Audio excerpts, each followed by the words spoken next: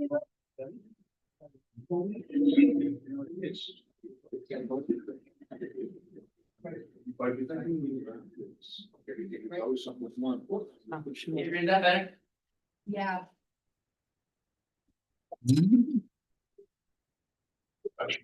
Hi guys, sorry.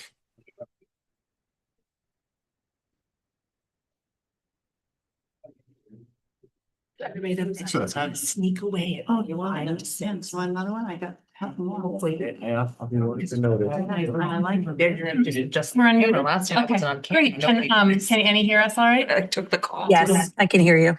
We can hear you too, Annie. Perfect, thank you. Hi, Annie. Hi guys. Right. It's 5:02, so I'm going to go ahead and call to order this special meeting of the Board of Education, and we'll begin this evening with the Pledge of Allegiance. Pledge allegiance to the flag of the United States of America. to the republic against one nation, liberty And justice.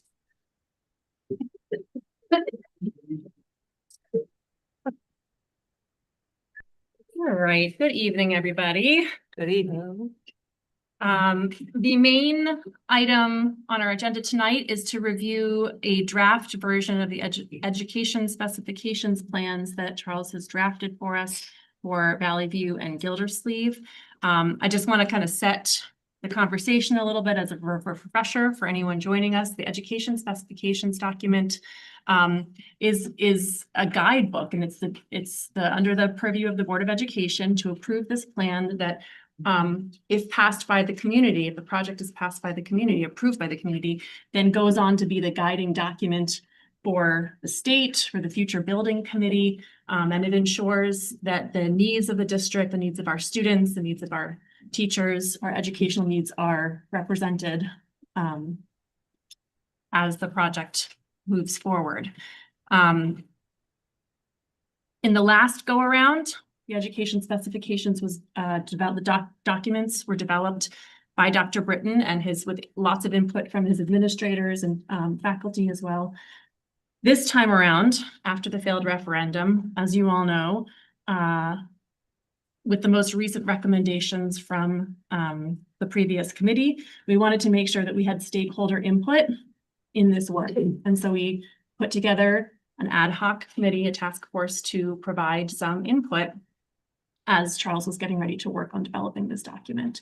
So I guess I just wanted to start by saying thank you to everybody who spent a good amount of time providing feedback and input and helping to move these ideas forward. That included our first Selectman John Dillon, Megan Campbell, one of our special education teachers, Dave and Kim were on that committee, Bob, Carl, did I miss anybody?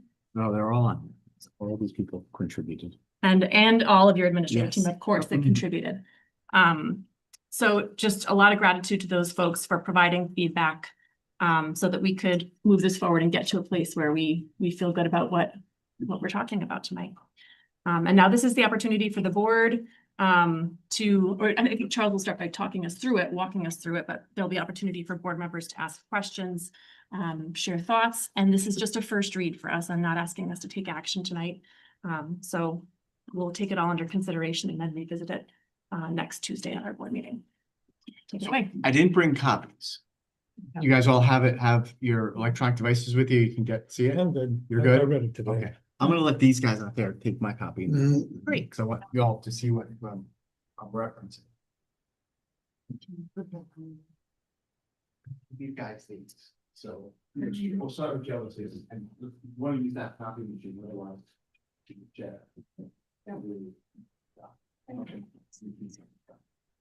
Should we start with Gildersleeve? Sure. So just to give you a sense of how I approached this, I've been pretty busy the past couple of weeks. I've met with a lot of people to make sure that when we get to the room specifications, they match up with our academic programs. Before I start, one thing first. So we did this a little bit in reverse. Technically, we should have had the ed specs plans and given the ed specs plans to the architects and the architects use the ed specs plans to develop the budget, right? We did it a little bit in reverse this time, only because we had the ed specs plans for the pre-K-5 school, and we really needed to look at the numbers from the architects. So the architects kind of developed the budget using the space restrictions, which we know are so important, and now we're doing the ed specs plans. So It's happening simultaneously. well, it's happening, right? Because we're in a little bit of a time pressure to keep this moving. Yeah, and that's it. We're in a little bit of a time pressure. So part of what I was doing is I was going around this past couple of weeks and having conversations with lots of teachers. I think, touch base with lots of teachers, administrators, pretty much everybody, is making sure that nothing that I share with you today, the specs plans, would blow up the budget that Friar's already given us, right? And we're going to talk about those. And I'm confident it won't, right? I mean, a lot of the feedback I was getting from teachers are things like how they'd like their classrooms arranged, what types of furniture, whether they're kidney shaped or square tables, whether we have cubbies or bins, whether we have boat racks or lockers, a lot of those things that are very important to teachers because they are our most forward facing people and they work with the kids every day. And it was great to hear, and I incorporated all of that feedback, but it wasn't like anybody asking for, we really want a geothermal heating system. Right. Or we really want, something that would have a multi-million-dollar impact on the budget. I didn't get any feedback like that. So I'm very comfortable that those things that teachers contributed to this, we could do. And mostly a lot of those things are not even things we would need in the specs plans. They're just things that we would do if, God willing, we ever get to the day where we're setting up a classroom in a new space, right? How we arrange those learning structures for our kids. So even though we did it kind of simultaneously and maybe a little bit chicken or cart and horse, I'm confident that everything I'm going to show you tonight would stay well within the numbers that Downs and Fryer have quoted us on Valley View and Gilders. Does that make sense to everybody? Any questions so far? All right, then let's take a quick walk through these, and as long as we do they're similar on the first 10 pages or so. So I think as we do one, the other one will go quicker. So if we could start with Gildersleeve, right? So what is that? Yeah, I gave you draft version 2. Draft new Gilders. Yeah, Gildersleeve. And so this is the specifications for a 3 through 5 Gilders. Okay. So as far as the introduction, the introduction reminds the community on page 1 there that 3 committees have worked on this over the year. Right? The first committee was a Board of Ed committee. Right? That was the Buildings and Grounds Committee, and it kind of that's when we were working with Gordian. Right. Then it became the Facility Study Committee, and that was the committee chaired by Lou Pear.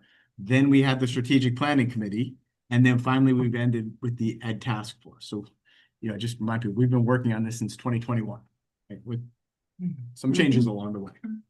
It also assumes that, right, the Board of Ed and the Board of Selectmen are going to recommend those bullets. Decommission Brownstone, renovate and expand Valley View to create a pre-K2 school, renovate Gildersleeve to create 3-5 school, relocate 6th grade to the middle school, and then replace the roof and the HVAC system on the secondary school. So those bullets are there as an assumption that you would vote to approve that plan. That's the big picture. Any questions there? We walk down memory lane. Nope. Good. Oh, Awesome. And Annie, speak up because we can't see if you raise your hand. okay. Thanks. So project rationale, of course, there again, this is just a little bit of a walk down memory lane, right? And it's important for everybody to know that Valley View was last touched in terms of major capital projects in 1992. Before that, it had a renovation in 58 and 1953. Brownstone, 1992. Then before that, 1962. Before that, 1955. And Gildersleeve, 1991. And then before that, 1963. So it's been close to 35 years now that the buildings haven't had significant capital work done on them. And as you know, if you have a building or a house for 35 years, it starts to show its age, right? Now, that's not in any way, I want to be clear, an indictment of our facilities crew. They've done the best they can to keep things and maintain them. And I would just say the evidence of that is that they've been successfully used as schools for 35 years. Yeah.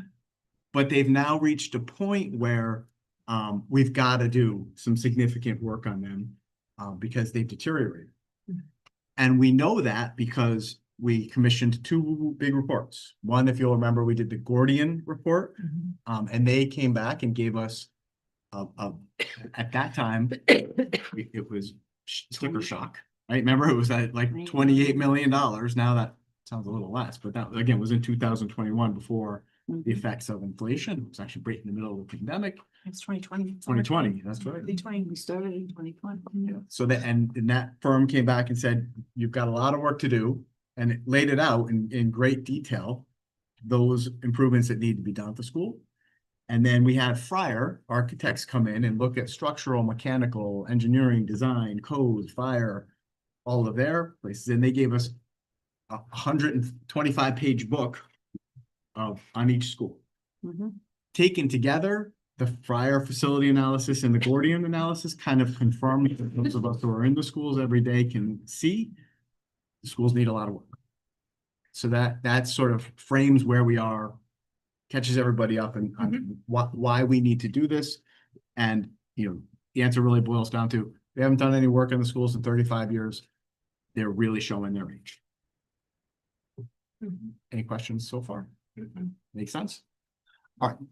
Then I kind of just push us forward with a very brief, so I could spend many pages talking about the work of the Facility Study Committee that Lou Pear, the work of the Strategic Planning Committee chaired by Carl Johnson. Those were, you know, each of those committees produced many page documents and reports. Instead, I just kind of summarized the work of those and talked about up until the federal election in November, right? How, you know, the Facility Study Committee had made its recommendations. Those changed after some community surveys and lots of discussions. And again, I didn't want to spend many pages, but that we did a lot of the history. right. Yeah, capture the history.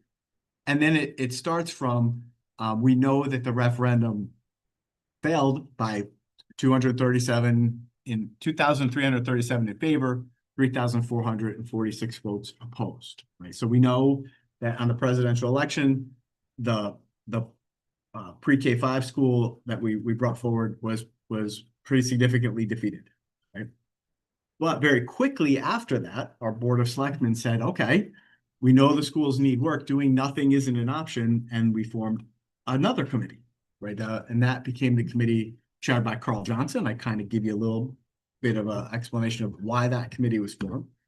And what I like that I've included in here, and if you want me to take it out, I will, but I think this is a community-facing document, is the first thing Carl led us through is we had an important discussion, which was, why did this bonding referendum fail, right? We asked ourselves that, and we didn't commission an outside group to come in and do any kind of focus groups. Or what we did is we read the editorials in the River East. We looked at the commentary on social media. We asked people what were the reasons that folks were uncomfortable with the pre-K-5 school, and I bullet them out. You know, I think that there was a very real concern about the size of the facility and how that would affect lunch waves and logistics in the school and the small town feel of both. There was concern about traffic on High Street and Hall Hill Road and Bartlett Street. There was concern about what we would do with Brownstone and Gildersleeve once they're decommissioned. There was concern about losing a gym space, depending on what the disposition of Brownstone had been. There was concern about that in that bond, you didn't put money for the secondary school, and how then are we going to take care of the work that needs to be done on the roof and the HVAC and other things. And then, of course, there was communication and outreach challenges in that it was a very complicated plan. It was a lot to digest, and it was a big ask, right? So, again, I didn't spend a whole lot of time unpacking those, there were answers to all of those, of course. But I thought I would just put those in there to explain, give the context for how we got to this plan. Do you like it, or do you want me to take that?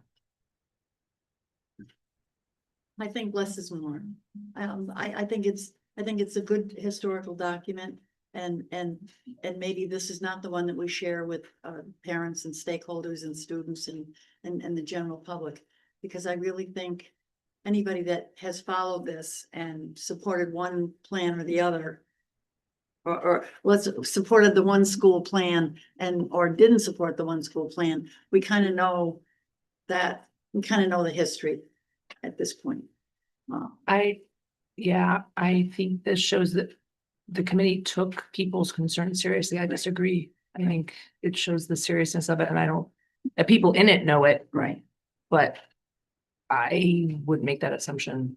But I think it could be said maybe in a more concise way, bullet point what the issues were with the failure of the vote. But again, I'm one of those people that wants to hear A, B, and C and be able to vote on something. So Meg, all I would say to that is that this document is serving a specific purpose. I think they're in communications that we create to share the plan. I'm with you. Keep it concise, keep it clear, keep it really focused on what's proposed. I don't want this to be the. I think for anyone who, folks who are going to dig into this document are people who want more information. And I really do agree that I think that,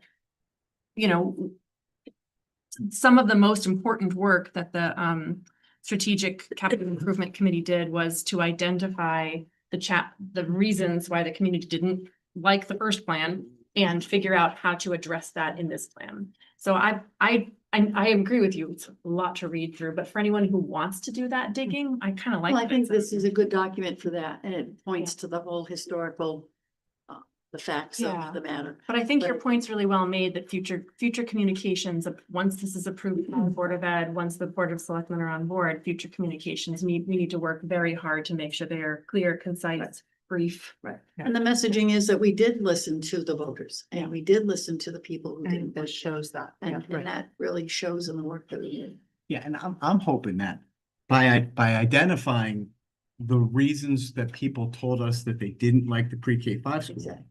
it gives us a really important opportunity to say, we heard you, and here's how this plan addresses those concerns. That's what I like about it. For example, any traffic concerns you have? Well, I'll remind people, Valley View was once a pre-K 2 school. Traffic flowed fine then.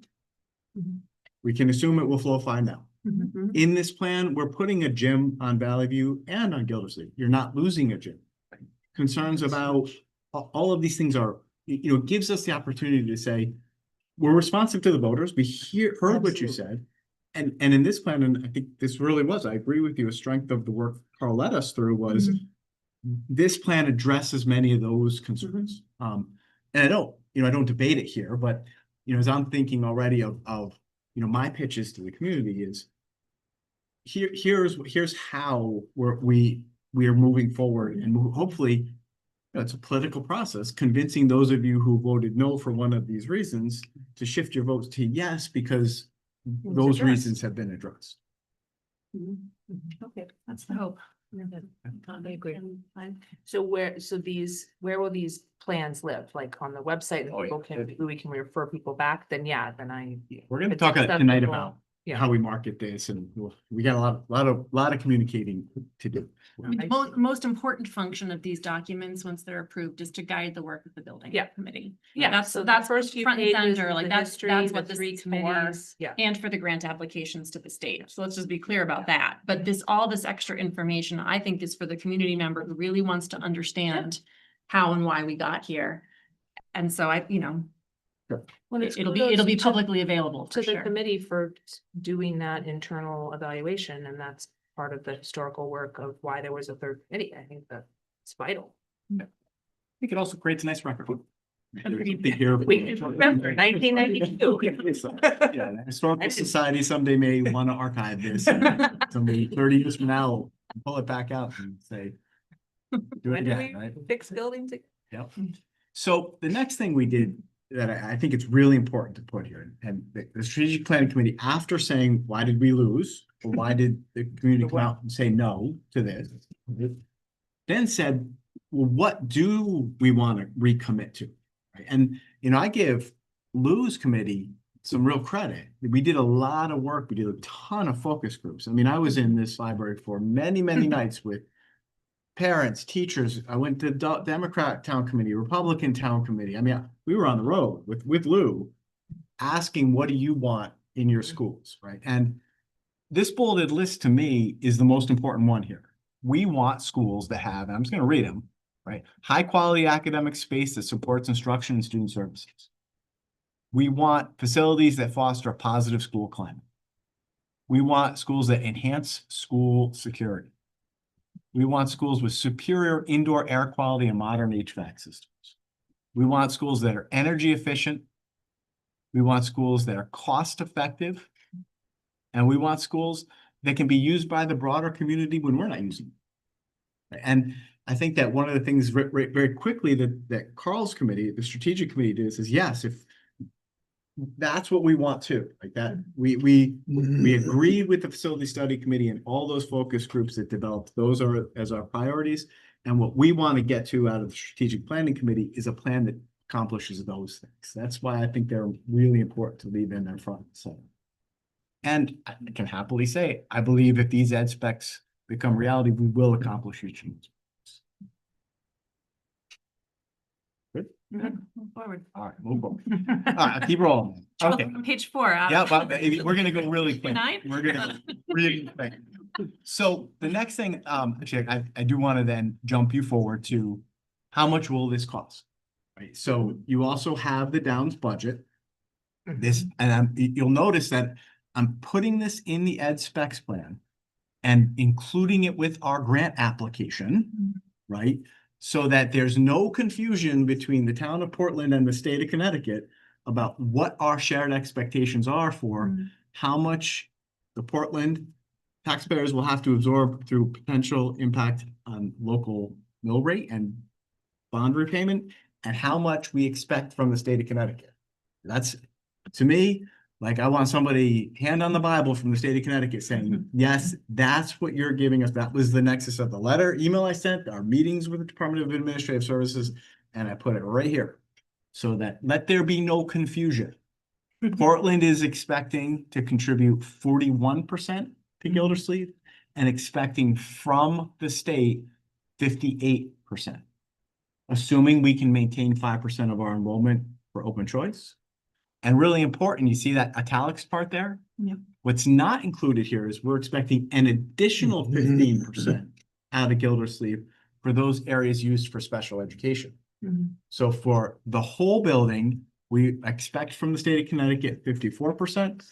For those areas used for special education, add 15 to 54, we get 69% reimbursement. Those numbers are really important, and I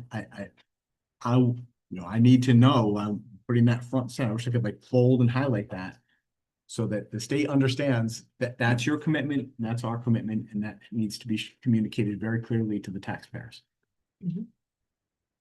Don't ask me to take that out.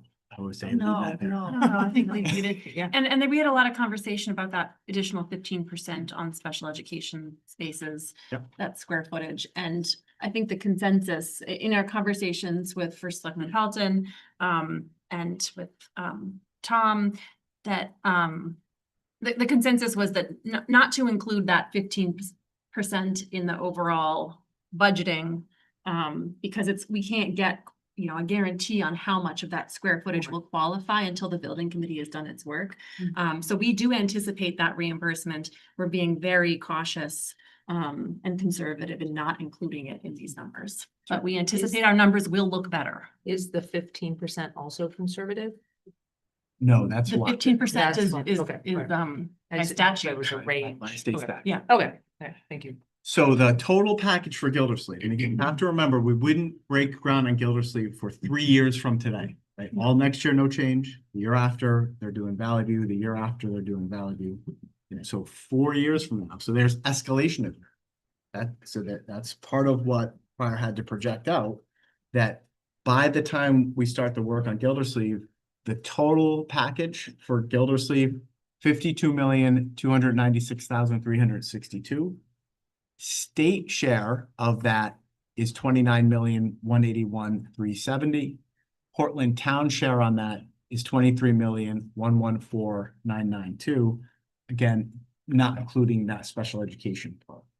But just to be really clear, that does include, as Charles just said, it includes 4 years of escalation from now built into that. And that is also, I mean, I think they were very conservative and thorough in anticipating that the original cost, if we were to start the project now, would be 44.7 million. So they've really included a lot of escalation costs. You know what he used for the criteria to go the 4 years? I think it was 4%, 4%, 6%. 466. 4%, 6%. Assuming Yeah. that inflation and all the other things. And then I guess the other thing that I don't see, and it could be further down in the document, is the 30-year or 20-year bond or That's whatever. That's coming up. Hold- Okay, hold that. all right, I'll hold that bond. So the next part, and I'll zip through this quickly, but it's important, right, is the timeline. So Mhm. it is that spec plan assumes the following. Pray for a successful resolution at the successful outcome of a May bond, right? And then if we have the bond passed in May, Stephanie and I are gonna sit down before December, for June 30th, submit the grant with this. Really, it's gonna be for Valley View, for this one, and then the secondary school is different, but that doesn't have the same deadline. Once we submit it June 30th, we're in holding it. We're waiting until the following, before December 30th, the state to come back and say, your package is approved. That's why it's so important to have that. The reason is that the state legislature has to approve all the bonding requests throughout the state. Once we get that happy email from the state saying, we agree, those are the numbers, we like your ed specs plan, we're comfortable with your plan, you can go, you can proceed. Then from the rest of essentially now, next year, building committee would need to be formed. And the first thing you do is put out an RP for an architect. Architect would need to start working. And my plan would be to bring you a budget next year and a proposal that has us taking Valley View offline, moving pre-K to 2 to Gildersleeve, grades 3 to 5 to Gildersleave, and grades 6, 35 to Brownstone. excuse me, to Brownstone, and grade 6 to the middle school. And that we stay in that configuration for 2 years Mhm. while that's all it'll take for Valley View. Mhm. At the end of that 3rd year, Valley View's done, we move pre-K2 out of Gildersleeve to their new home, leave 3-5 at Brownstone, then we do Gildersleeve, that'll be the 4th and the 5th year. Then we move 3-5 back in the end of 5 years, we move 3-5 back to Gildersleeve. Brownstone, 5 years from now, will have a new purpose that will have to be figured out. Charles will stay with you 1 more year and then he will retire. I'll be 60. I have my years into the TRB and I imagine I'll be tired. But, it's important for you to know my commitment will be if this passes in the spring, and you'll keep me. I got the team, you got the leadership, we'll get this done. Mhm. So if it doesn't pass in the May, we'll see. All bets are off, but if it does, I think that, I'd love to see this happen. So that's the timeline. Good? Mhm. All right, so it's a long time. I mean, it's It is a long it's time. It's the a long last time. part of my career, I hope. Okay. The project, I'm gonna just scoot over all of that. Essentially, it says, build a really nice school, right? For 305 students, right? Now that's a really important number. And we got that number from the demographic study that Peter Prouda put together. That's the number that we can use to determine how much square feet we get reimbursed for, right? And then, so the design standard is 305 students. We would do not expect that many students at Brownstone. I mean, excuse me, at Gildersleeve. Not every year. Not every year, but at its peak over the next 10 years, you see enrollment's pretty stable, pretty flat across the state everywhere. We just aren't having as many children. Mhm. But that's a really important number and we needed to put that in there. Now, capacity data, you see where I say Bryce help here? Yep. I gotta get Bryce to confirm this for me, but. And this is gonna be something that's really hard for me to explain to the community, but I just want to spend a couple minutes with you now. The committee that Carl ran, at the very end of the process, we were going back and forth with whether we do capital improvements only or renovate to new on Gildersleeve. The capital improvements only would have had Portland spending 20 million, a little bit more, but 20 million, and getting 6 million from the state to do $26 million worth of work. 27. 20, Yep, right, 27 26 to $27 million worth of work at Gildersleeve, capital projects only.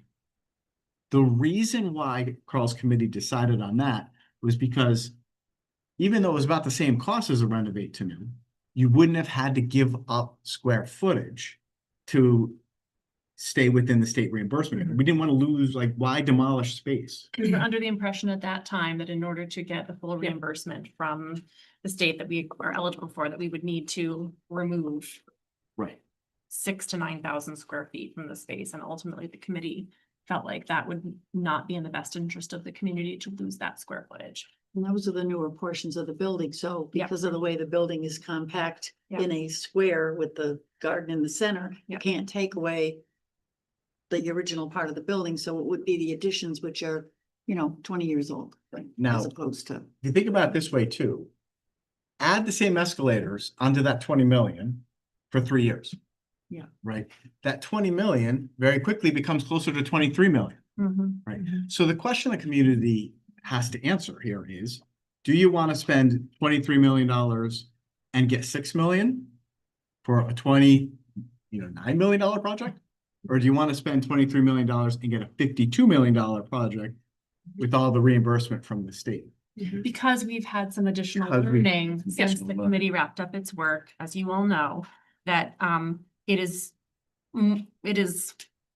nearly certain that we would be able to obtain a waiver to maintain that square footage, to do it as part of the complete renovation, and to be able to utilize that space as special education space to expand the programming we currently run that helps us keep students in district, which helps us avoid expensive outplacements. It helps us keep kids in district, which is ultimately our goal. So we are fairly confident, based on working with Fryer and Downs, based on conversations with Department of Administrative Services, that the entirety of the current square footage will be eligible. Exactly. And part of the reason, one of the things the strategic planning committee didn't know, that Bryce found us for us after we finished our work last summer, is that part of that excess square footage is the awning where the Oh, kids yeah. stand outside and wait for the buses. Yeah. Happy to see that go. It's kind of Wow. rusted and ugly anyway. it is. If we don't have that, that's fine. That's why this part there that says capacity data for Bryce, I want him to polish this up. And what we need to do with the state is say, please don't make us rip down any part of this building. We need it for space. Reimburse us at the full rate, and we'll use it for special education space and hopefully get the additional 15% on that too. So it just doesn't make sense to do the capital projects when we can save the space and get the full renovate to new and get this done completely and the right way for the next 25, 30 years. So Yeah. I have a question. Mhm. The extra space right now is about 9,000 square feet or thereabouts. I think that was the number that 6,000. floated a while ago. It's down to about 6,000. 6,000. Yeah. Does the population of 305 students include any students coming in during the day for those special ed spaces? Or is that in addition to? In other words, is that a separate number? No, that includes it. So that it would include the 305, would include the special ed kids using that 6,000 additional square feet. Because I think with the consolidation to two schools, there won't necessarily be the same kind of busing around of kids that we're currently doing in order to have programming happening. Like, I'm imagining this programming will serve kids who are there in that facility. And I guess that, well, we'll hear So- about Valley View and the special ed spaces that we might need. So the 305 projection is Okay. the projection for the population. Yeah, and part of what we're doing here with this ed spec span plan, which is really important, because part of what, again, part of Portland lore is Portland got in trouble at one point because they overbuilt the high school and the middle school. Right? We didn't have enough kids to justify the amount of square space, but that wasn't determined until the audit was done at the end. That's when you had to ask for forgiveness, not permission. We are asking permission. Right. We're not gonna make that We're mistake. not gonna make that mistake. No. I'm putting it right out there. And if the state comes back and says, no, you can't do that, well, then we have to look back and see what parts we might want to tweak. But this is why it's really important to be transparent up front and put what we expect and this capacity data and this part here in it and say, give us permission. And don't come ask me, tell me you're giving us $2 million less like they did with this school, or 3 million, whatever it was, because you overbill. It's fine, whatever. Back then, that was even more, right? We're being honest and transparent with you now. And just to be really clear, I mean, based on the conversations that we had, we anticipate that this is not going to be a problem for the state, that they have supported other districts with similar challenges. There's a historical precedent for that. So there's no reason to believe that Portland would be treated any different. And if worse came to worse, we would need to engage our state reps. Yes. And they've been involved in this, but at some point, I'm gonna, sit down with Senator Needleman and Representative Carpino and say, this is what we're doing. If for some reason the state now, as they reviewed our grant next fall, started to have concern over it, we then might ask them to pursue some special legislation for us to have the added square feet. And I think they would support that because it makes sense to keep it than demolish it. Yeah. That's One side comment, because people are still stinging from that high school debacle. Mhm. When you say this is the enrollment projections, maybe compare that to what it currently is. Yep. So you can see that it's only a small increase. It's not a huge Yeah. increase. Yeah, that's a good point. I mean, the projected enrollment, we're currently serving 296 students in 3 grades here. The projected enrollment is for 305. It's a difference of 9 students. So we're not projecting tremendous growth at all. I think that's good information because people just hear projection enrollment. Oh my God, what did you project? You Yeah. know, this huge number and we're gonna have this big school and we're No, not. our projections were really pretty stable.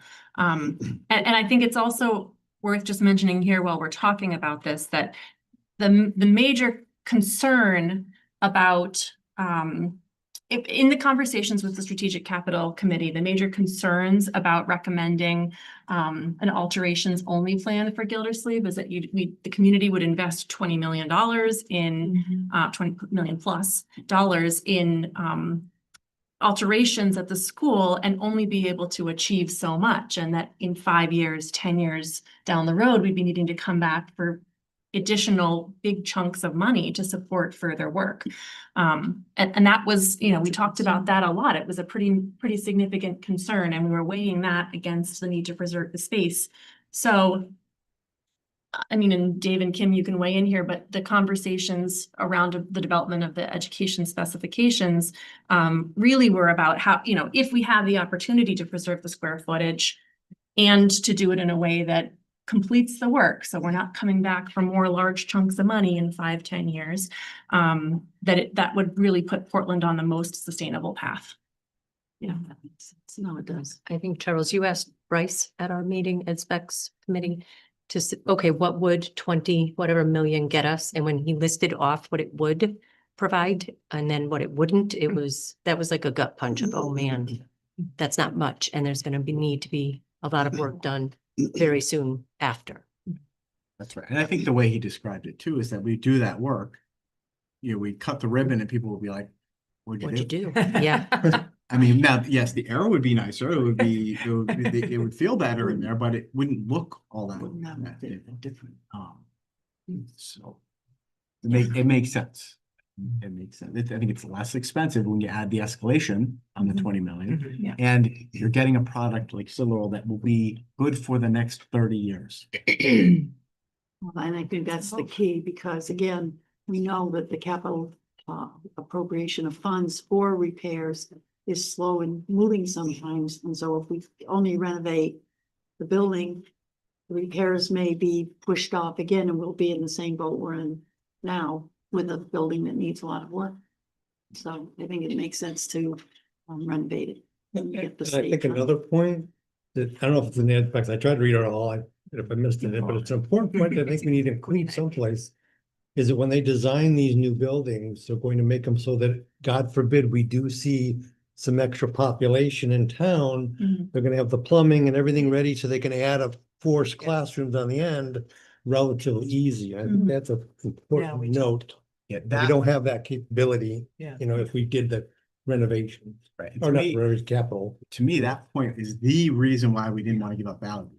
Right. Because Right. Valley View is the only one with elbow room. Elbow room. Right, that, That's correct. and we would have it be plumbed out and ready to go so that, you know, you could add on to it without having to find swing space and could do it in a way that would be somewhat disruptive, but not entirely disruptive if there's a baby boom. Yeah. And Gildersleeve has that built-in space if we're allowed to Yes, keep yeah. it, so that if, you know, for example, in one year we had a spike and we needed additional classroom space, we would have that available to Yeah. us. That stood out to me when you brought it up last, I think, when I first board meeting, that was, Yeah, okay, but it might- you're being planful. Might be Yeah. behoove us to put that kind of To work. into Gildersleeve just in Yep. case, because we Yeah. got the swing space, we have to kick the special ed people out. You know, or shrink or rearrange, yep. Yeah, Yeah, that's a good point. Yeah, I think it's good to make sure we reference that there's planning for the future should something change significantly. All right, let me keep us moving then. Yep. So again, the next page, 7, 8, and 9 there, I'll summarize it. These are the overview of the program. What do we want? Nice classrooms. We want storage, we want indoor air quality, we want a nice space for our kids to be, that reflects the needs of kids today. Right? I mean, the Ed Specs plan at Brownstone was built for students in 1932. This reflects the needs of kids currently. And I think that, and I will be honest, I cribbed this from South Windsor and other places, but it makes sense to me if you've read it. It just, Yeah. it's all the things that we want for play-based learning and technology and. And And collaboration, yeah. you know, where teachers can. Yep. Then down at the end of page 9, you know, we want it to be ADA compliant. We want good, you know, HVAC systems. We want electrical outlets, you know, now we start to get into the details of what you need in a classroom, right?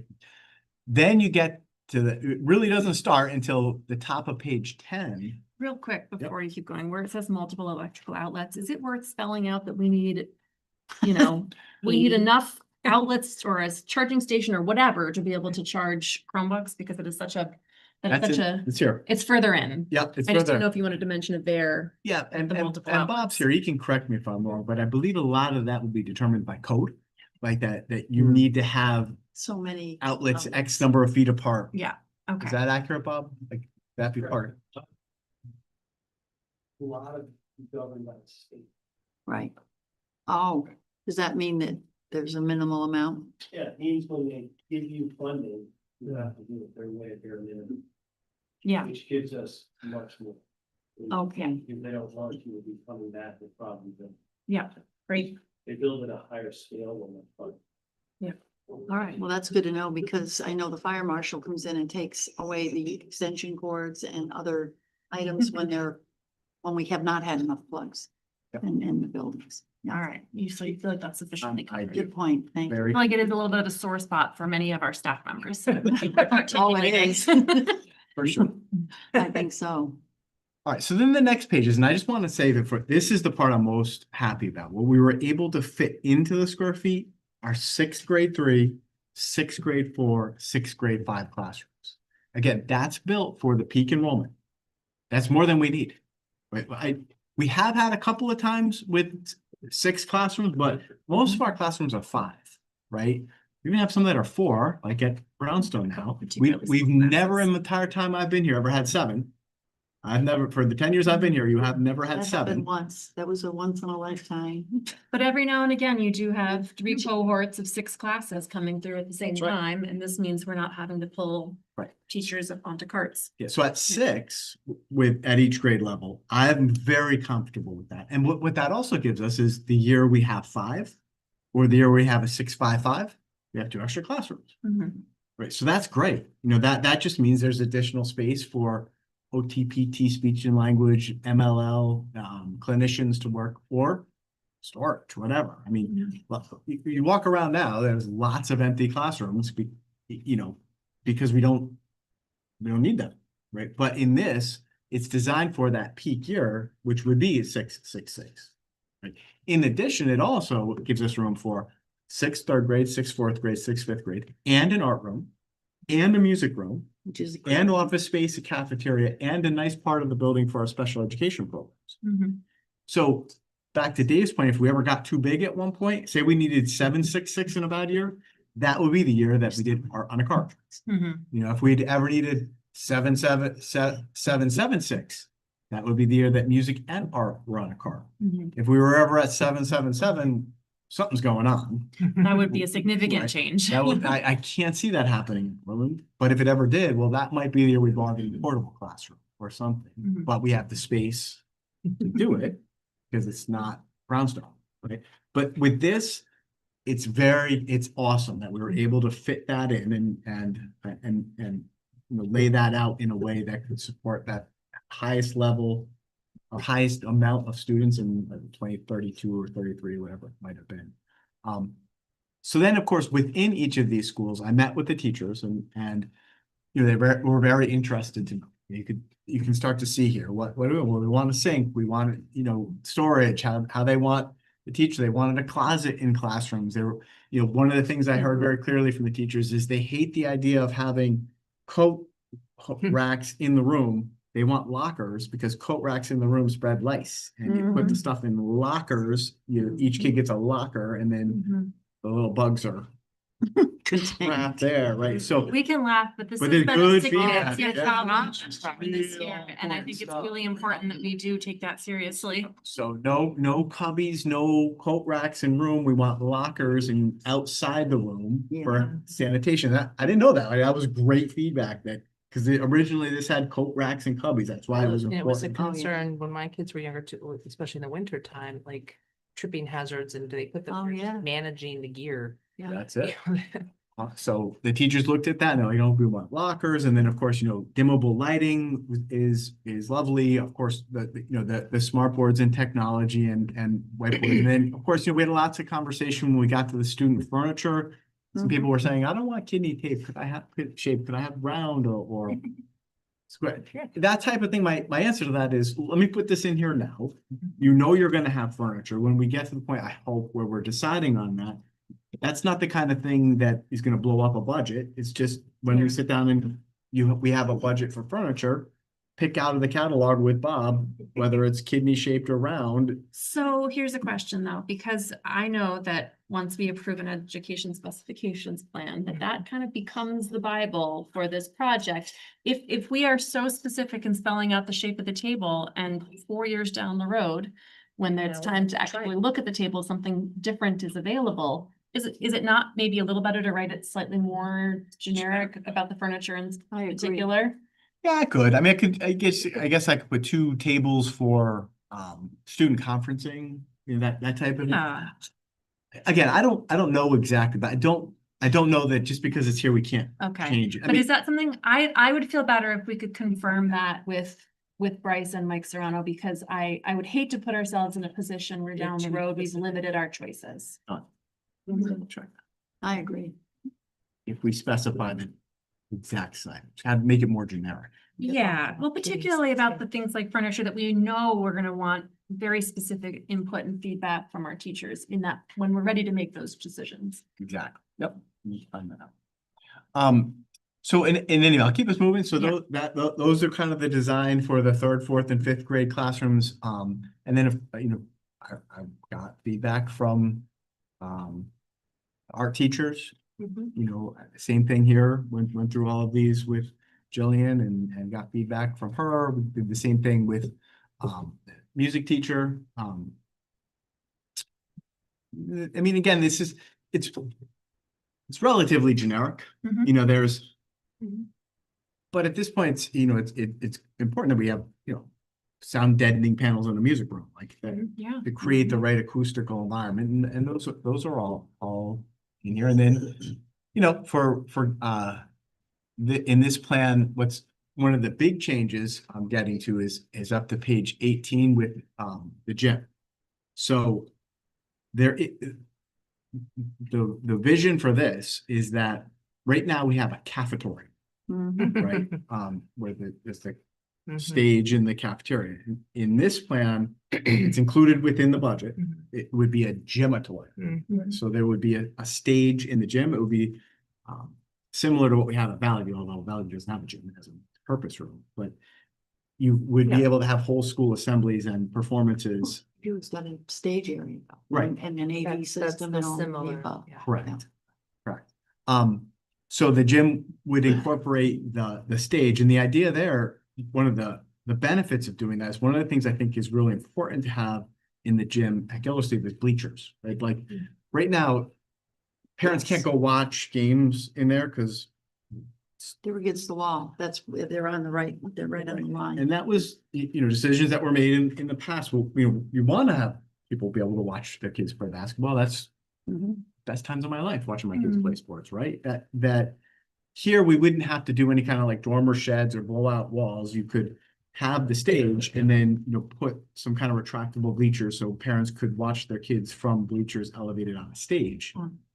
Right. You just have to be careful because we have to make sure that they can get up there and it's ADA compliant. Mhm. But that was one of, I thought, Bruce's clever suggestions for a That is a work. good idea.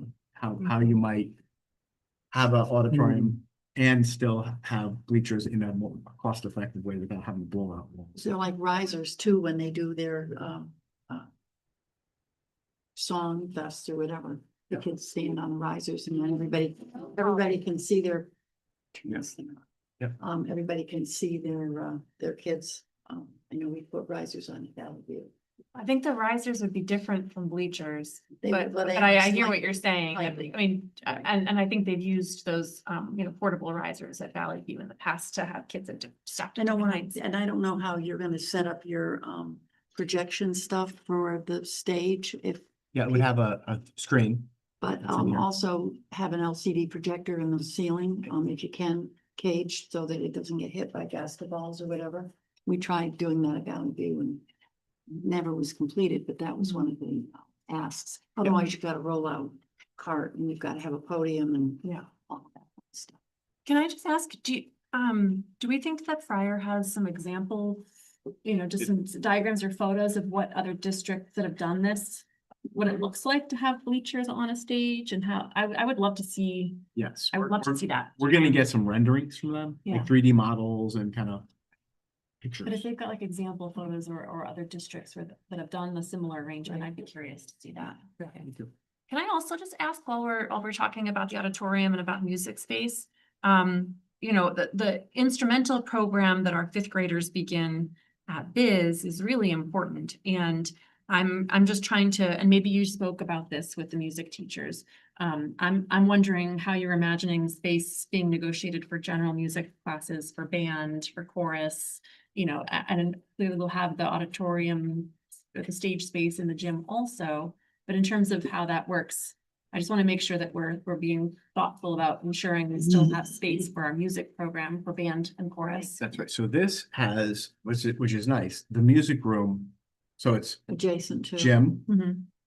auditorium, stage, right at the back of the stage. You have two doors at the back of the stage that you can go right into the music. Music room. Okay. So you can move instruments back and forth from the music room as you stage your costuming or whatever you're doing there, right out on the stage. So we think we think that's going to guarantee us enough space for general music to continue, for kids to begin instrument lessons, band, chorus meetings, Yeah, and it makes it like, as I'm thinking of the school, so I know that's where our RISE program is now. There's a couple of bathrooms there. There's a Yeah. office area. It could work.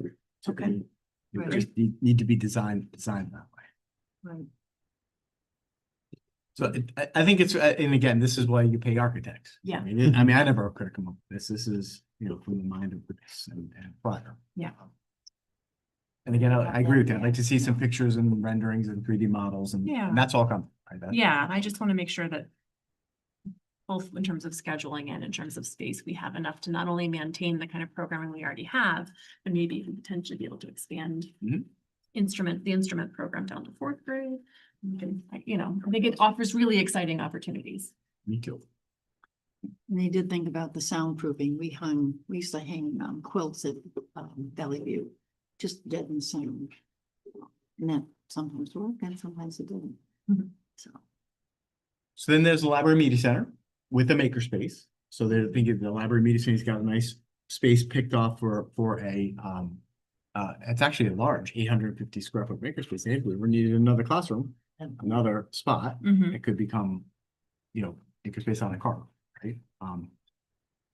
So I love that idea, although generally the library at Gildersley would largely stay the same in terms of how it's laid out Mhm. and where it's located. Then you have all of our special education spaces.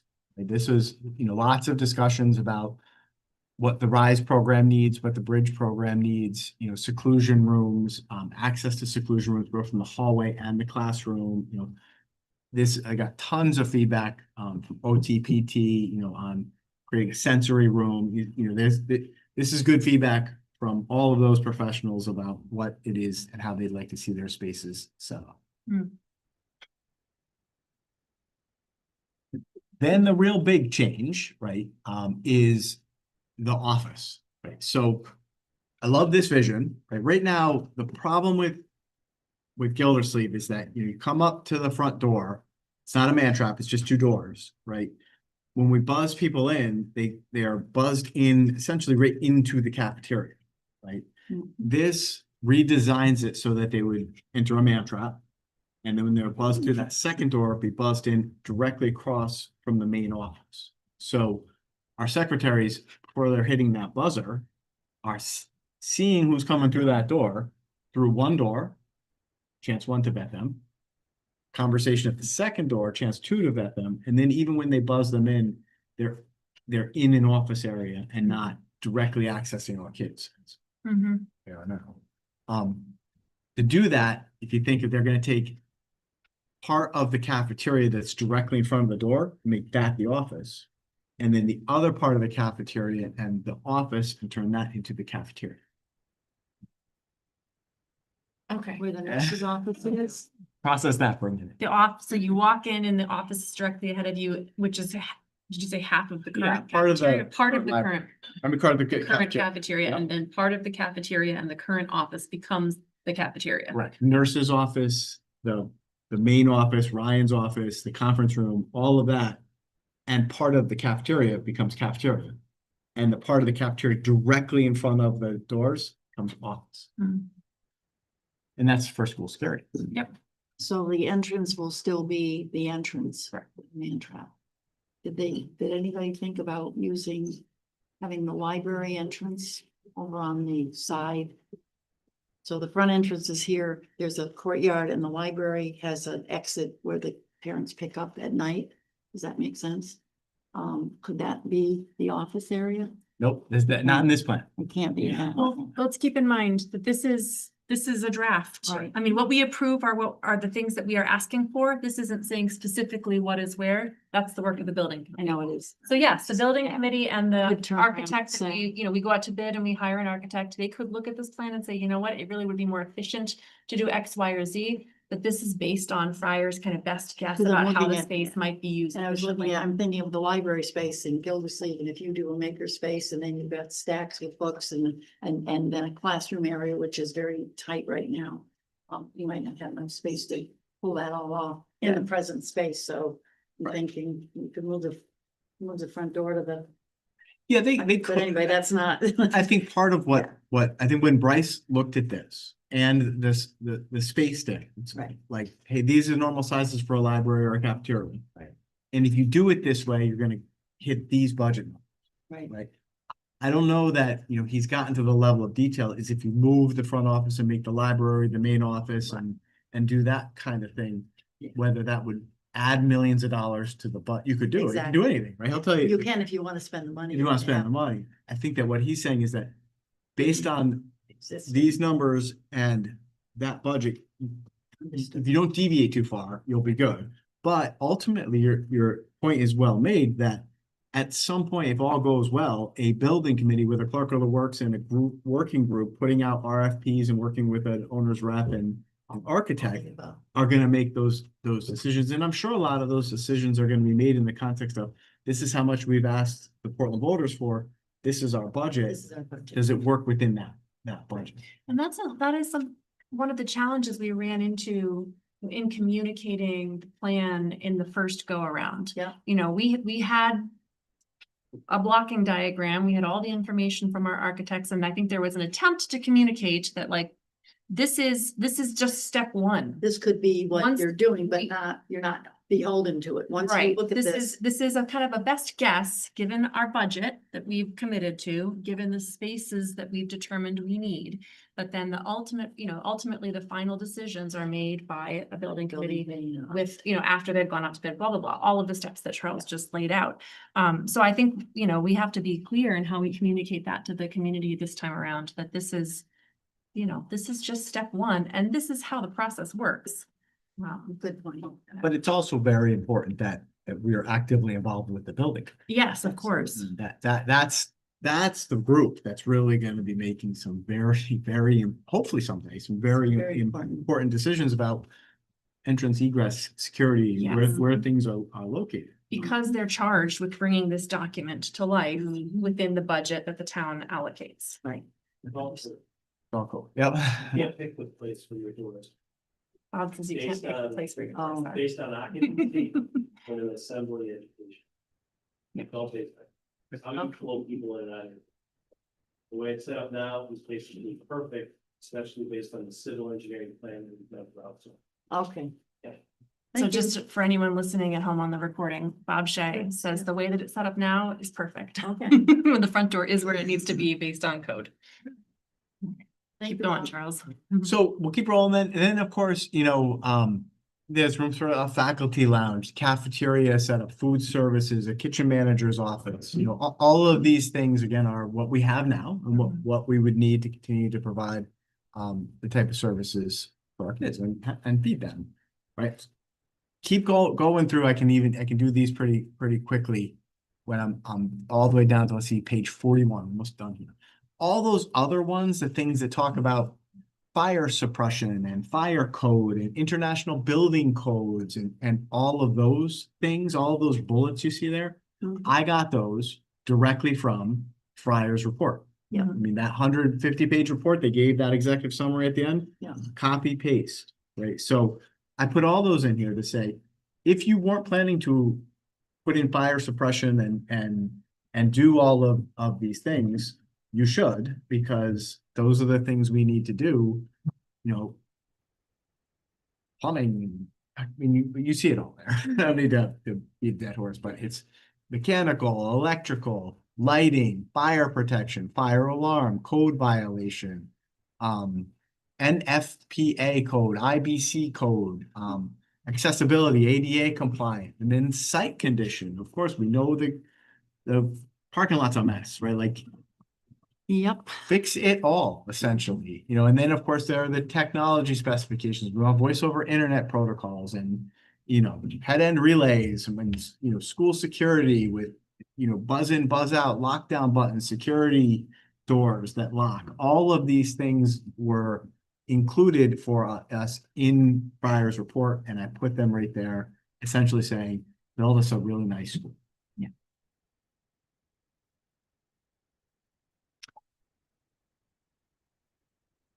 Green initiatives. Uh, And I just want, LED lighting, obviously. Some of this stuff, what is, looking at. This has replaced all fluorescent light fixtures in classrooms, administration areas, cafeteria, utilities to provide occupancy sensors, which we turn them on and off for the building. And then one of the things that, we don't want to include in here is solar, all right? But we want to have it set up maybe for future solar Futures. because of, we don't want to get reimbursed for that differently.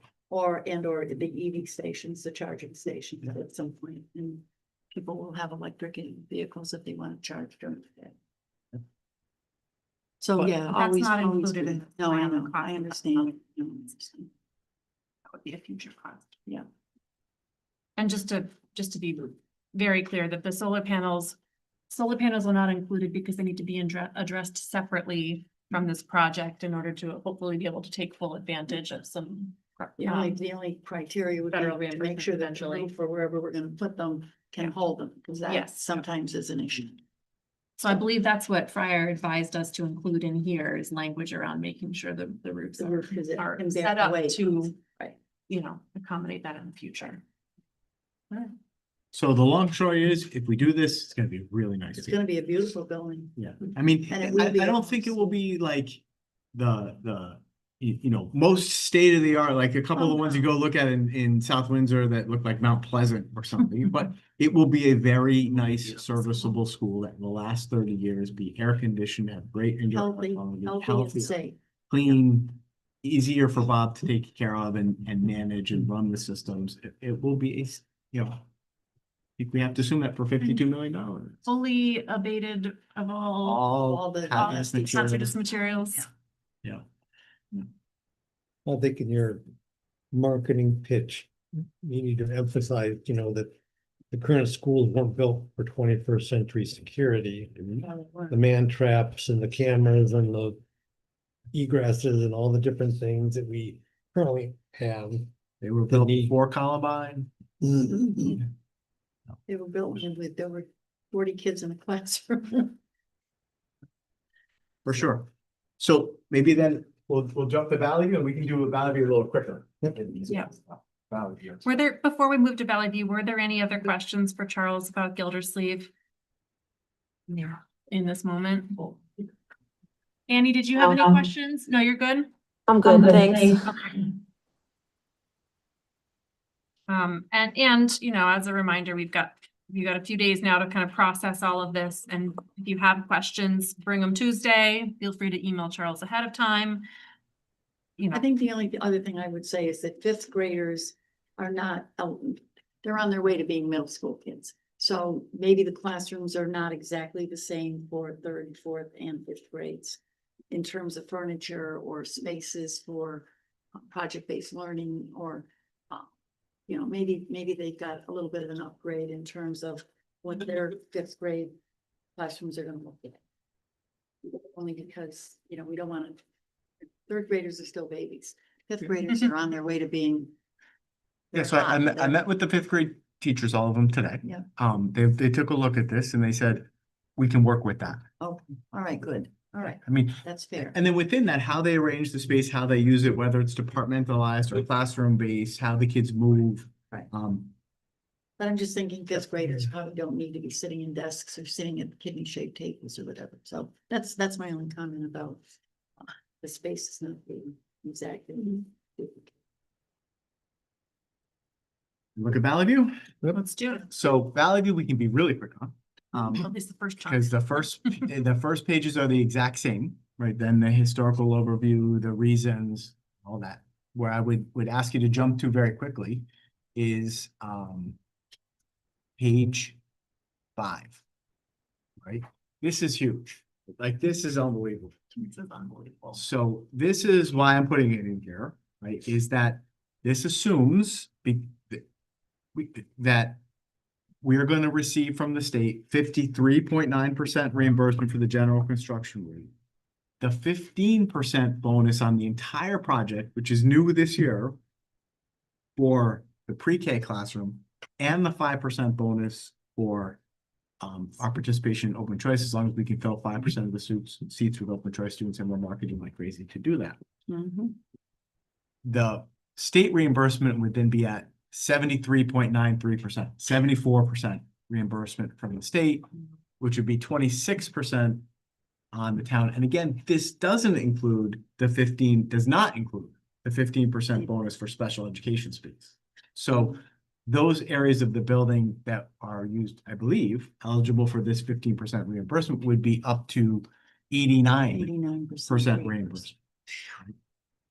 So that's fabulous that the budget that Fryer put together based on the square foot numbers and this general ed specs is $47,547,234 total project. The state would pay $33,337,743,000. Portland, $14,209,491. So Portland's at about $14.5 million to get a $47 million school, which is a renovate to new and add on to create the room for second grade to go back development. And in looking at these numbers and thinking this through, I think one thing we have to be really clear with the community about is that these are the reimbursements we are eligible for this year. These reimbursements may very well not be around forever. This is really a unique moment that we have the opportunity to get a $48 million school for 14 million and change. At that, I think we have to find a way to clearly communicate that this is what we are entitled to in this moment. There is no guarantee that that funding is there in the future. Yeah, I'll be honest, like here's one where I'm gonna be transparent. I keep pinching myself, like this almost seems unreal. That's why it's here. And that's why, like, I need the state to look at this and say, yes, that is what we're gonna give you. Like, holy mackerel, what a deal. Like, what an incredible opportunity that, I mean, I don't know that Portland will ever have that 15% bonus on the whole project for pre-K. It's a game changer. Oh, man, that's so good, right? But And again, that is the conservative estimate. It does not include the additional 15% that we expect on special education spaces. So Right. Yep. we anticipate those numbers in the end will look better. But that is why it's so important that this is in this ed specs plan and that the budget is attached, that goes in with our grant, and that somebody from the state, from Department of Administrative Services is going to put in writing to me accurate. And this is what we believe, and we've asked the questions and the answers we've gotten are yes, proceed under this assumption, but I want it in writing. It's like too good to be true almost. That's why I'm like, holy mackerel. That's $14 million for a $47 million brand new school. Come on. That's crazy. Unbelievable. So I'll push this forward. Timeline's the same, right? So this would be done at the end of 3 years. All the relocations, projects, same thing. We're designing this school for an enrollment peak of 301 students, K-2, with 40 half-day pre-K program. We're not looking to change our pre-K program. We had a lot of conversations about whether we wanted to add pre-K classrooms, make it full day. I think we were comfortable with stick with what we got. It's not broken, don't fix it. It's not bite off more than we can chew. Keep the half-day program, 20 a.m., 20 p.m. over 2 classes.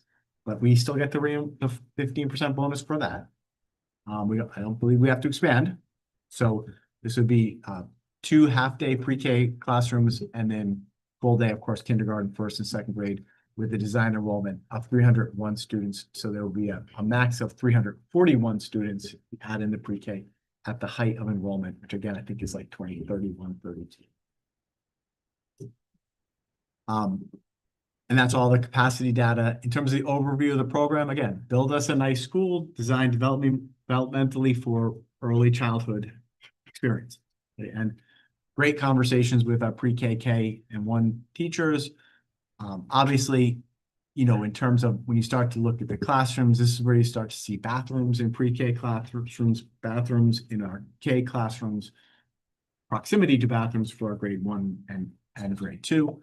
But again, here too is 6 kindergarten classrooms, 6 1st grade classrooms, 6 2nd grade classrooms, which is perfect because and a full art room and a full music room, right? Creates the capacity for art, music on a cart. Plus, as we know, Valley View set up to expand if we'd ever got to that point. Can I just interrupt real quick? Yeah. On the top of page 8, to the point about this being the blueprint and what the building committee is going to be using as their guiding document, where it says adequate storage for instructional materials, just thinking about that point of its early childhood, maybe adding wording about play-based materials because they take up a lot more space than a textbook. So having, you've got to think differently about, especially the, pre-K, K1, 2 classrooms that are doing that play-based learning. And then the other piece was about, and I know down below, it talks about it in technology as well. Chromebook computers, it talks about having storage in each room for Chromebook. No, I think I took that out. We don't need that in like a pre-K, K classroom at least, right? You must be looking at an older version. Oh, It was removed. I removed it.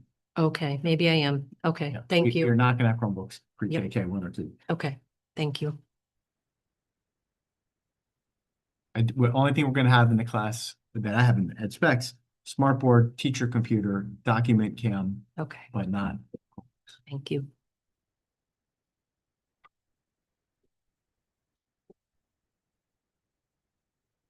Yeah, good point about the storage, Kim. I think it's a good idea to spell that out.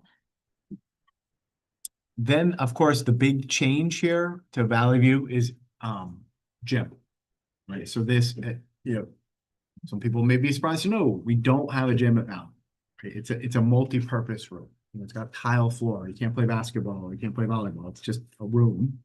But the idea here is to make that a full gym, middle school size gym, so that you would have basketball. You could play volleyball with bleachers and certainly would make Valley View used far more by the community. Right now, Parks and Rec doesn't use it at all, but with a full gym, they definitely would. I So think they do, well, I think they do use it, but it's for, it's like yoga, maybe it's unusual things. It's like an adult Zumba class a night or something. They're This- not using it for basketball. Yeah, this will increase its usability for the community for sure, and it'll improve what our PE teachers are able to offer students. No, for sure. And then, of course, it keeps the gymator concept. And that's gonna be relocated. Is that in a different spot? So they were talking about when we were looking at the plans for the pre-K 5 school, moving the stage to the other side of the gym Right. and expanding it out that way. Yes. So that might still be part of the plan. Okay.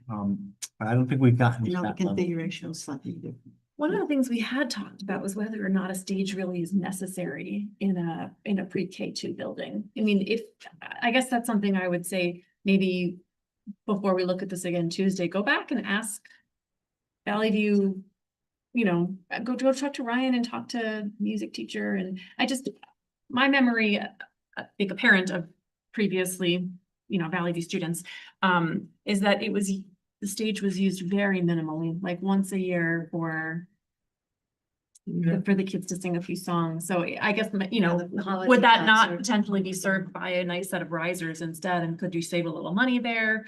Have a proper set of bleachers instead of a stage? I guess I would want that feedback from folks who are using the space more regularly, but we had spoken about that at the committee that, it may be that that's not something we really, really need. You do need a whiteboard or screen, and you also you have to have projection equipment for even the monthly. Gatherings of students, all school. And when there were author visits or there were magicians or whatever, they were on the stage. There also is a storage issue for all of the AV or the media stuff that you need. So I think that's kind of like what we talked about, Meg, that right Yeah. now the stage is primarily being used as storage. Oh, Would it's we a- not just it's- be better served by a storage room? Oh, I I mean, absolutely. we talked- Ask about it, I'll yeah. ask for sure. Look at, there might be another configuration. Then, of course, just to run you through everything else, ABA lab, special education resource rooms, OT, PT, sensory rooms, seclusion rooms, all of these have been vetted and have incorporated feedback from everybody into those areas. And of course, the library and makerspace, all roughly the same. The only thing I did include in here that's, would definitely fall into the nice to have, not necessarily need to have, is the kind of, The special site consideration. yeah, like, I mean, Yeah. the hill behind Valley View is beautiful, right? We don't use it for much. It would be nice if you could see like a little band shell and you have seating up built into the terraced hill, that you could have concerts or something outside or.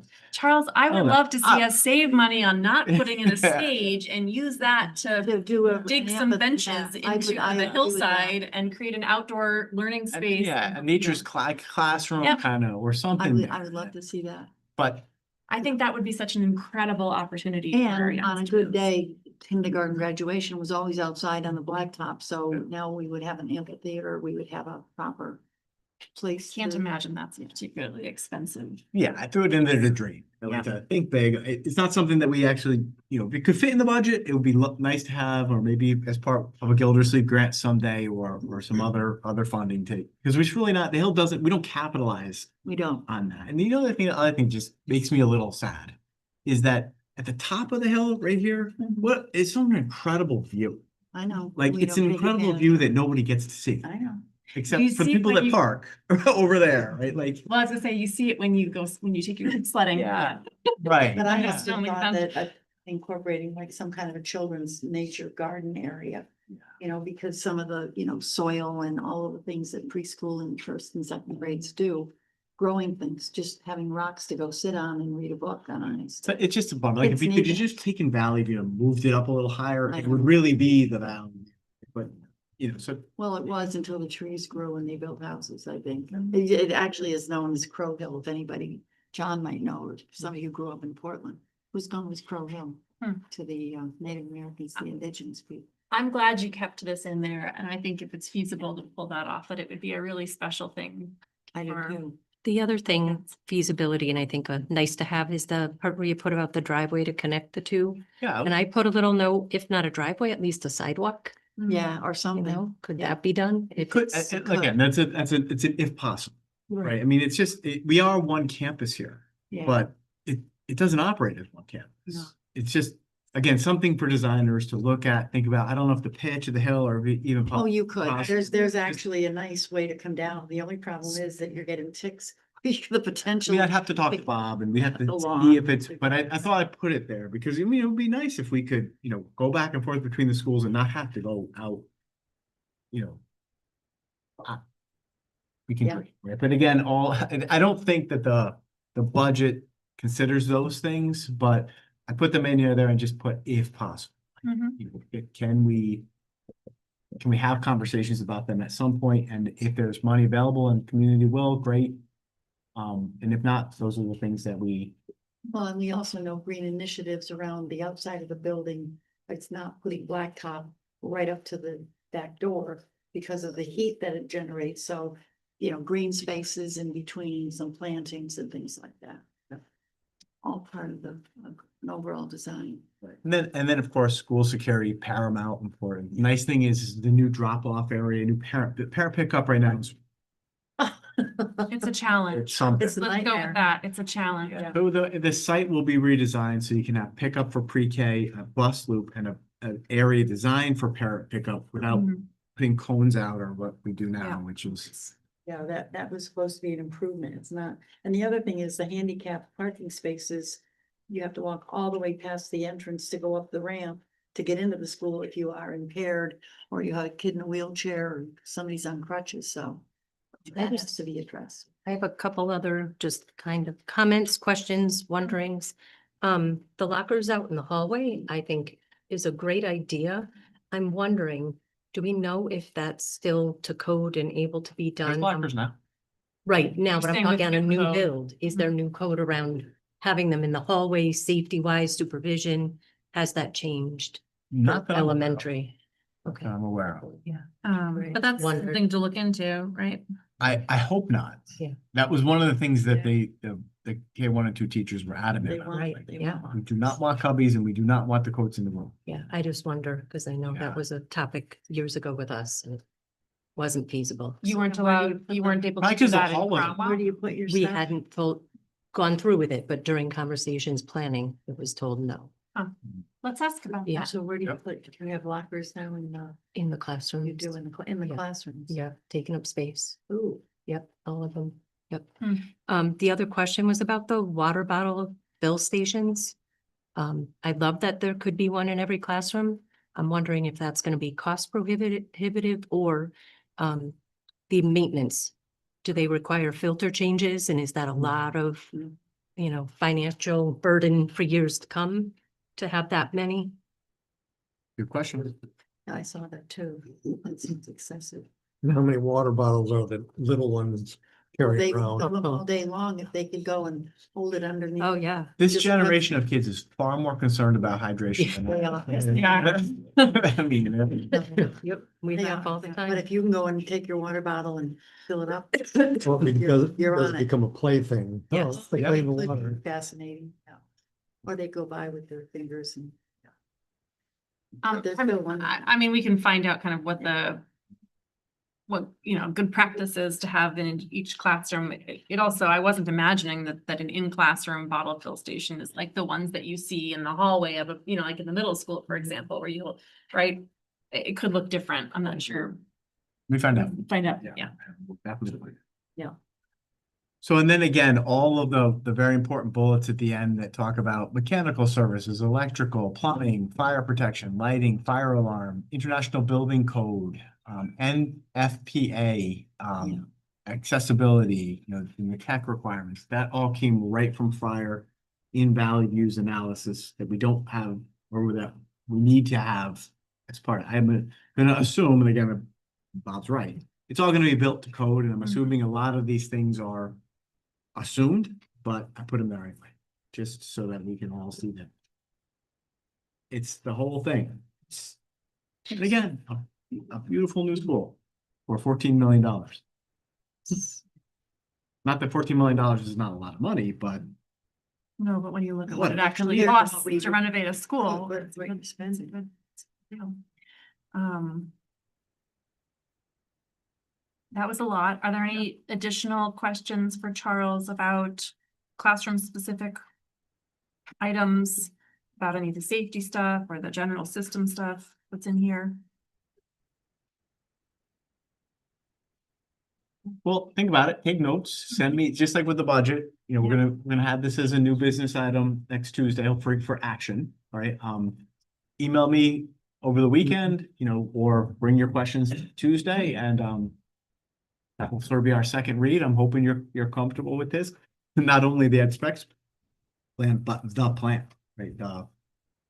Because, from here, I'll talk a little bit about next Tuesday. We do have a joint Board of Ed, Board of Selectmen meeting scheduled for the 18th.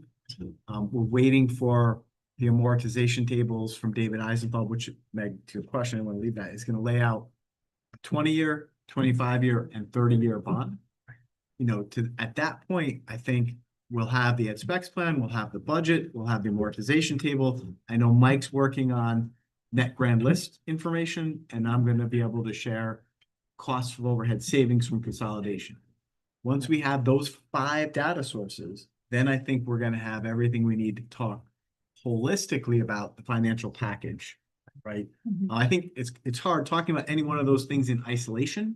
It's difficult. We really need to look at it all, and make a decision about 20, 25, 30 year, Yeah. within the whole. So we're still waiting for one very important piece of information, but my hope is that we will have that, and I'll be ready to, we'll be ready to talk very seriously about that very important financial package by February 18th, right?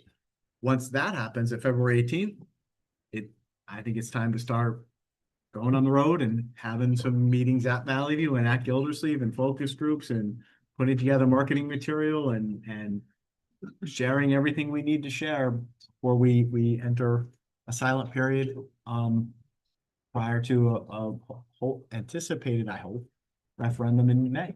One of the things that I hope doesn't happen, because I know it was brought up during the last naysayers brought it up. There was a 30-year bond with the initial amount of money to renovate and build the middle school.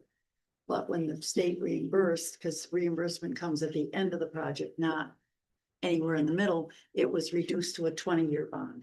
And then whatever we owed at that point.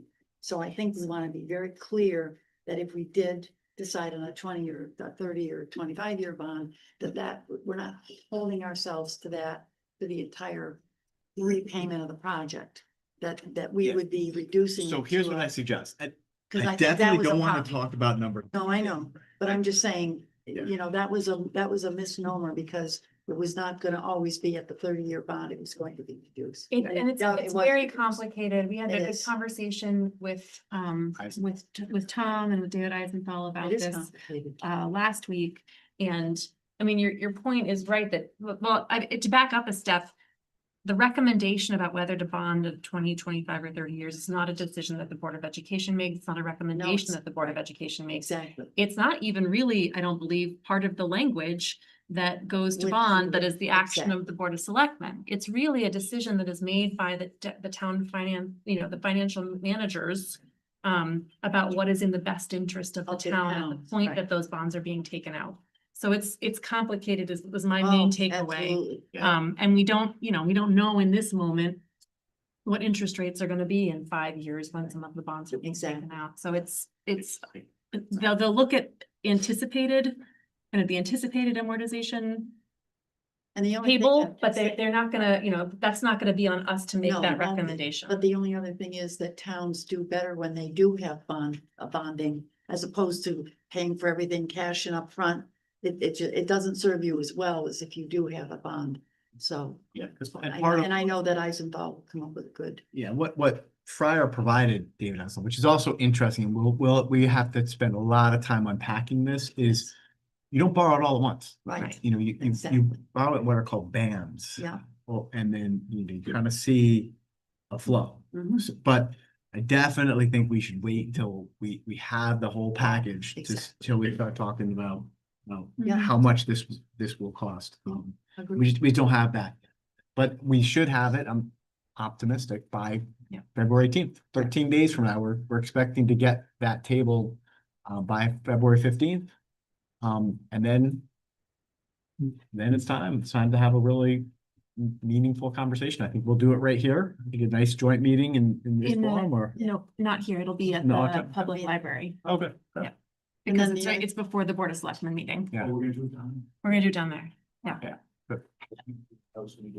I know, that would have been too And then much. the last question I have is the middle school, high school building things that, we haven't talked about. Is that gonna be a separate conversation Yes. at some point, but we digested the two Yeah, elementary schools, right? You won't need to approve an ed specs plan for that. That would be something Bob will share with us and they're still putting together the cash flow projections on that, but essentially it's a new roof and new air handling. Air units. handling, right. That doesn't involve whether we have cubbies or lockers. And Right, so- exactly. And those are what are called non-priority Correct. Right, they are. grant applications, and so they can be submitted to the state on a rolling basis, so we're not beholden to the same grant schedule that we are for these two projects. And so that is gonna be a bigger conversation with Tom and sort of the bigger finance picture about when it's beneficial to undertake actually that undertake project. that. Just thinking out loud, I don't know, for that joint meeting. Are we gonna have Tom and or the bond council gentleman there to not only either talk or to be available for question? Yeah, I haven't thought about it. Maybe find out. I think we absolutely should have. I was thinking we definitely wanted to have the architects. Yeah. And if David Eisenthal is available and could come and talk through that, I think that might be a nice bonus. It's a great. That's the number one thing everybody's concerned about is the money, But yeah, they wanna know what the, mill rate really, not the money. yeah, right, that's the mill rate. And then, should we have a baby boom? Should we have a significant increase? How flexible are we in changing the numbers once we start down the road of, if this is passed, do we move on? It's 2028, and now we've got 400 kids at Valley View or how flexible is that building plan or? I think we're pretty comfortable with the numbers that we've And I gotten know from we the are. 3 different demographic projections, which take us through the next 10 years. Right. We don't anticipate a baby boom within 10 years. If there is one beyond that, It's, yeah, that's Well- gonna have to be managed. Yeah. That extra square footage at Gildersleeve will really come in handy. The next Um, superintendent. I was gonna say that won't be Charles. but I'm just saying how I would- flexible, once we pinpoint the numbers. I'd like But- to round up to 310. Yeah, but what Fryer did do for the pre-K 5 school, and it would be exactly the same for this one, is they laid out, they showed you on the site where you can grow. You can grow a little bit in the back, you can grow a Yeah. lot on the side. So 20 years from now, if we have had an explosion and we need another, 4 or 5 classrooms, we would know where to put that in the most affordable way. So, no, and those are just questions that we're gonna get. And I'll be reading about it in River East from Charleston, South Carolina. So, good luck. No, but we do, I mean, I think we feel fairly confident. Again, we've had 3 demographic projections. And everyone confirms what the last one said, which is that we don't anticipate, we can't anticipate at this point, significant change to our population. So we can only work with the best information that we have, and that's what it says. Yeah. All right. Other I thoughts? do have one question about the timeline. Annie?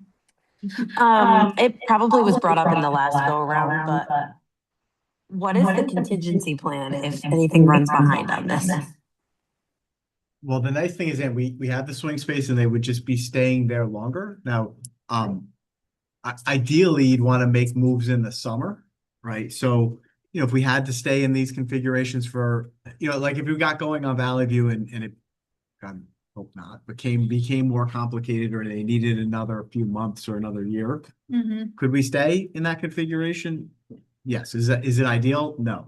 I am concerned about 2 things, and we're going to have more conversations about this. Is that our pre-K2 teachers at Gildersleeve, there are not bathrooms in the classrooms, and it's not the best school to have pre-K and K students in particular. Kim, you would agree with me. Now, I think we can suffer through a little bit of time 2 years. for 2 years It will as be we get suffering. ready, but longer than that, it's unfair to our pre-K and K teachers and students to do that. And also for 3-5 kids at Brownstone, I'm Yeah. very anxious that we're gonna have younger kids at Brownstone at the same time that we're realizing the effect of the Nordic spa. I got Bob working on it. We're looking at things. I hope it doesn't get delayed. If it did, could we stay in that current configuration? We could. Do I want to? I do not. I do not think those schools are developmentally appropriate for those age groups of kids. I also got the feeling from Fryer that two years would be. Yeah. The way that it's staggered based on the school years leaves, I believe, plenty of time for them to finish the construction. I think originally when they were talking about building one pre-K5 school, they were talking about the construction only actually taking 18 months. And that was to put an addition, a rather large addition on the school. So I think in terms of completing the project, I believe it's very realistic to complete the project in 2 years. Yeah, but it's a great question, Annie, and I'm glad you asked it because I do, while this has been positive discussion, I do want to share these are concerns. The swing Sure. space that we're using will work. It's just not great. I mean, it's definitely better than having to bring your portable classrooms or have kids trying to learn in a construction zone. But it is going to take a lot of careful management. Yeah. I think we've had enough opportunity. I mean, this really has gone on for almost 6 years. And so, we've had any number of committees, we've had the conversations. I feel good about what the specs indicate right now. There may be some tweaking as the buildings get going and the building committees get going. But I think, we've answered a lot of the questions over again and came up with similar or newer, better answers. So, I'm confident that we will do this and. Yeah. Other thoughts, questions? No, No, I think we should all plan to just reread and Yep. sit with this. Yeah. And, as Charles said, just like we've dealt with the budget, if you have additional questions, you can email them to Charles or bring them on Tuesday and we'll continue to talk about it.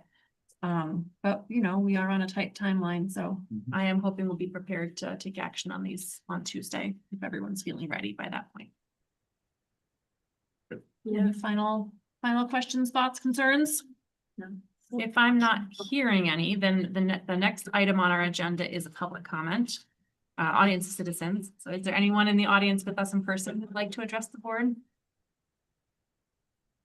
They're all saying, nah. Listen, it was very thorough, Charles. Thank you. Is there anyone online who'd like to make public comment? Just having. Just Ann. Okay. All right. Then I am looking for a motion to adjourn. Thank you, Meg. Seconded by Kim. Any discussion? All in favor? Aye. We are adjourned at 6:40. Thank you all.